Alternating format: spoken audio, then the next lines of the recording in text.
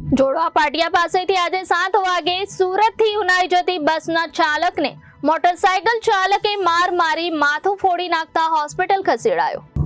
એક Splendor motorcycle number GJ05NV 6191 ઉપર આવેલ બે ઇસમો જેમના નામ સરનામા ખબર નથી તેમણે 54 વર્ષીય બસ ડ્રાઈવર ભાગવત સીતારામ ચૌધરી કે જે સુરતથી ઉનાઈ બસ નંબર GJ18Z 7167 લઈને કડોદરા 4 રસ્તા થઈ બારડોલી તરફ જતા હતા ત્યારે સાંજે 7 વાગ્યાના અરસામાં જોડવા પાટિયા ખાતે ખૂબ ટ્રાફિક હોવાથી બસની આગળ એક રિક્ષા ઊભી હતી. તે દરમિયાન બે ઇસમોએ બસની આગળ આવી ગાળાગાળી કરી એકાએક ઉશ્કેરાઈ જઈ મોટરસાયકલ ચાલકે બસ ચાલક ભાગવત ચૌધરીને તેમના હાથમાં રહેલું કડું માથામાં મારી ગંભીર ઈજા પહોંચાડી હતી અને જણાવતો હતો કે આગળ આવ, હું તને જોઈ લઉં તેવી ધમકી આપી હતી.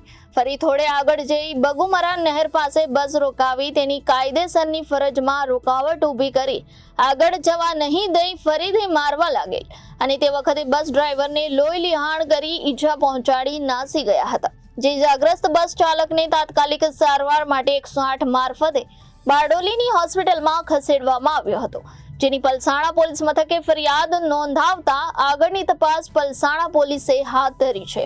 રિપોર્ટર કૃષ્ણા સોની, જનાદેશ ન્યૂઝ, પલસાણા.